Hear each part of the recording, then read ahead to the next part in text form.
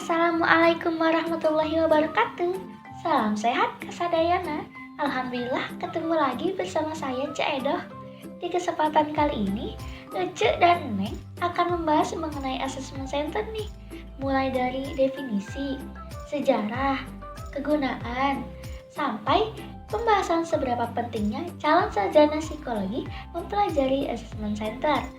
Khususnya mahasiswa psikologi Universitas Pancasila ya, biar makin edul. Ya udah atuh silahkan Neng, jelasin ya.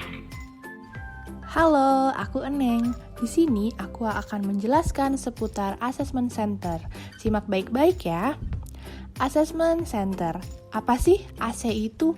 Apa makanan atau sejenis umbi-umbian?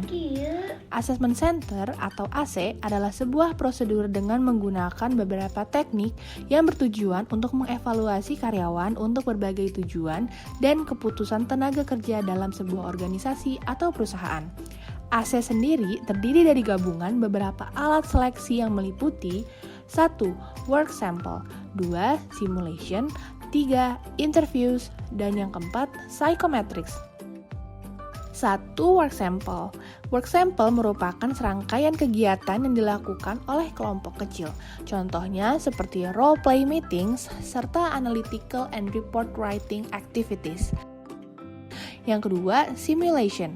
Simulation sendiri merupakan cara untuk mengamati overt behavior tertentu yang kompleks dari seseorang yang relevan dengan dimensi kinerja. Overt behavior akan terlihat melalui interaksi si individu dengan orang lain, tindakan berdasarkan analisisnya, serta tindakannya dalam pemecahan masalah. Metode simulation membutuhkan waktu yang lebih lama dibandingkan work sample. Simulation sendiri banyak nih macamnya, kira-kira ada berapa lapis ya? Ratusan. Nimbrung terus. Yang pertama, case study. Case study ini berisi kasus dengan gambaran utuh mengenai perusahaan dan gambaran situasi nyata yang telah terjadi. Dalam pengerjaannya, peserta memutuskan sifat masalah yang ditunjukkan oleh situasi tersebut, signifikansi, serta solusinya dengan batas waktu yang ditentukan. Berikutnya, LGD. LGD merupakan pertukaran ide, pendapat, dan informasi mengenai sejumlah topik oleh anggota-anggota kelompok dengan tidak dipimpin oleh seorang pemimpin pada saat diskusi, sehingga semua anggota kelompok dapat duduk sejajar serta memiliki hak dan kewajiban yang sama. Yang ketiga, in-tray. In-tray merupakan tes situasional yang mensimulasikan aspek-aspek administrasi sebuah jabatan.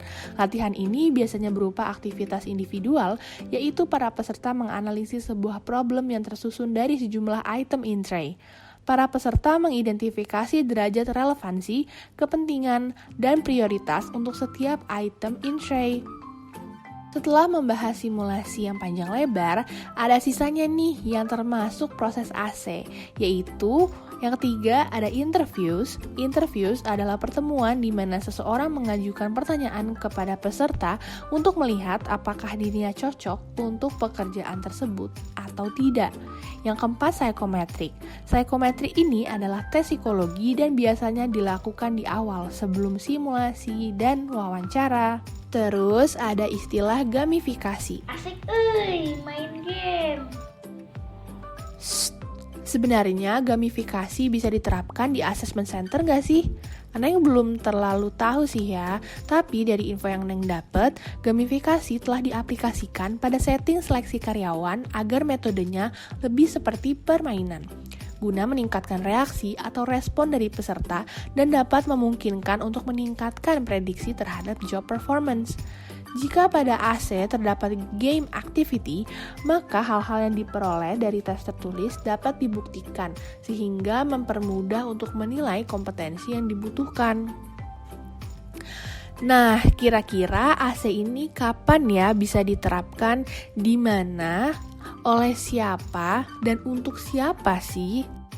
AC ini digunakan ketika hendak memproses seleksi karyawan, penempatan karyawan, memprediksi kinerja calon karyawan di masa depan, promosi jabatan calon manajer, dan saat perusahaan ingin mengetahui kebutuhan pengembangan.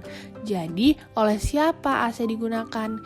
Yap, bener banget. AC digunakan oleh manajer pengembangan SDM di suatu perusahaan atau organisasi untuk calon karyawan atau karyawan yang hendak diseleksi. Dan sudah jelas dong di mana penempatan AC, pastinya di suatu perusahaan atau tempat kerja lainnya. Seperti di UK yang mana AC banyak digunakan di bank, supermarket, perusahaan IT, produsen makanan, produsen minyak, dan departemen pemerintahan pusat. Setelah tahu definisi AC, jadi kepikiran nih gimana ya proses adanya AC. Kira-kira Cek Edo tahu nggak? Tong nanya-nanya Kak Uce, ceger bad mood. Ya udah, daripada denger omongan gak berfaedah Cek Edo, kita langsung aja yuk intip sejarah terbentuknya AC. AC dianggap berasal dari metode yang diadopsi dari Angkatan Bersenjata Inggris, yaitu War Office Selection Board, dan Angkatan Bersenjata Jerman serta US, yaitu Office of Strategic Services. Selama Perang Dunia Kedua untuk pemilihan perwira. Untuk mempermudah dalam mengingatnya, kita singkat ya menjadi British WOSB dan JUS OSS. Di dalam kedua metode tersebut berisi kombinasi latihan perencanaan taktis dan latihan kepemimpinan di luar ruangan yang mencakup beberapa tugas. Perang Dunia 2-nya teh pas kapan tuh? Pagi atau pada asar? Hehe, sabar dong Bude. Oke, kita mulai runtutkan sejarah berdasarkan tahun ya, biar lebih spesifik. Dimulai pada tahun 1930, Henry Murray dan kawan-kawan di Klinik Psikologi Universitas Harvard melakukan penelitian pada sekelompok pemuda. Mereka menggunakan The General Method of Study, yaitu sebuah metode yang meminta sejumlah peneliti menerapkan berbagai teknik diagnostik terkhusus pada individu yang sama. Lalu para peneliti tersebut bertemu untuk melaporkan temuannya dan secara kolektif menganalisa kepribadian setiap peserta. Dalam karya Murray inilah metode AC berakar. Nah, untuk memudahkan mengingatnya, kita sebut metode HM ya. Di tahun 1940, metode HM ini digunakan oleh British Civil Service untuk rekrutmen pegawai staf administrasi. Kemudian pada tahun 1942, metode HM tersebut ditiru oleh Inggris untuk menyeleksi tentara War Office Selection Boards. Semasa Perang Kedua ini, psikolog Amerika pertama kali menggunakan metode HM untuk Office of Strategic Services dalam mengirimkan agen intelijen. Berlanjut di tahun 1945, Belanda menggunakan metode HM ini untuk menyeleksi calon tentara KNIL. Dan di tahun 1950, Lembaga Psikologi AD menemukan metode HM tersebut dengan tes lapangan. Pada tahun 1956, perusahaan AT dan T melaksanakan suatu studi atas pengembangan manajer muda. Sebuah proses AC dirancang dan sebanyak 422 peserta dinilai dari tahun 1956 sampai 1960. Proses AC ATNT yang pertama dinilai oleh ahli psikologi profesional. Kemudian pada tahun 1962, AC pertama kali dilaksanakan dalam perusahaan Standard Oil di Ohio. Kemudian mulai diikuti oleh perusahaan lain dan banyak organisasi sebelum tahun 1973. Dan pada tahun 1990 ini, Assessment Center di PT Telkom didirikan. Wah, ternyata AC sudah 32 tahun berdiri di Indonesia ya. Ngomong-ngomong, naon sih kegunaan Assessment Center ini? Wah, bener banget nih kita belum bahas kegunaannya. Yuk sekalian aja kita bahas. Jadi, hasil dari proses assessment center ini berguna banget loh untuk strategi pengembangan SDM suatu organisasi. Salah satunya sebagai alat pengambilan keputusan pimpinan organisasi dalam melakukan rekrutmen, promosi, mutasi, dan pengembangan karir. Kok mengembangkan SDM pakai assessment center?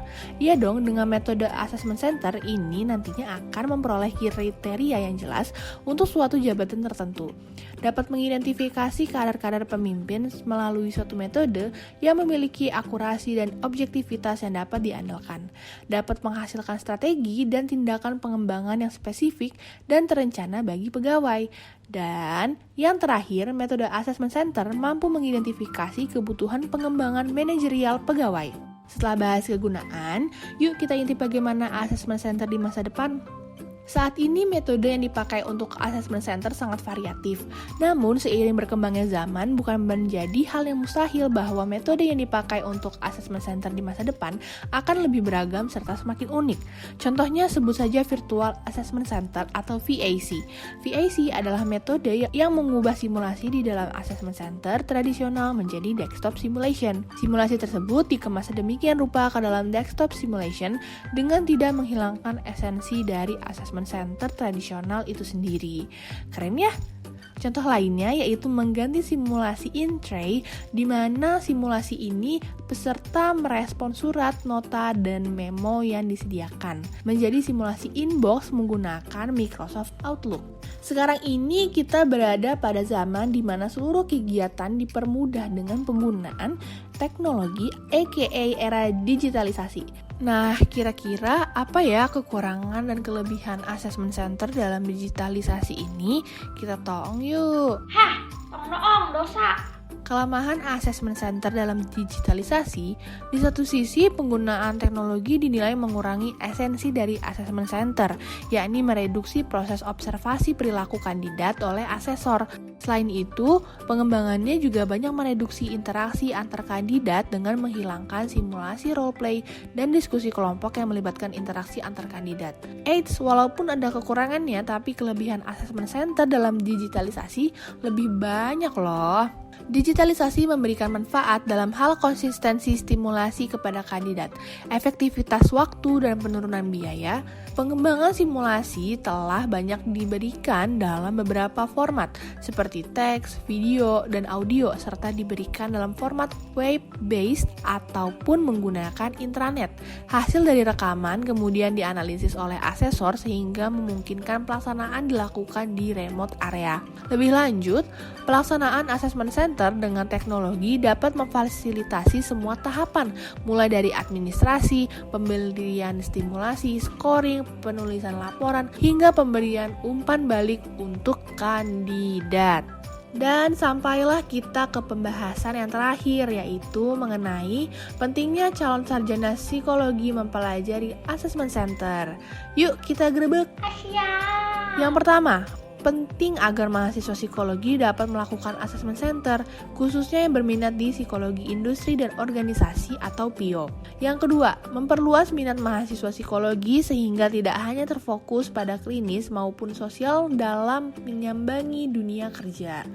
Yang ketiga, dengan mempelajari assessment center, mahasiswa tidak hanya mengetahui tes potensi saja, tetapi juga tentang tes kompetensi. Dan yang terakhir, dapat memotivasi mahasiswa untuk berprofesi sebagai asesor pada assessment center. Selesai juga. Akhirnya bisa minum.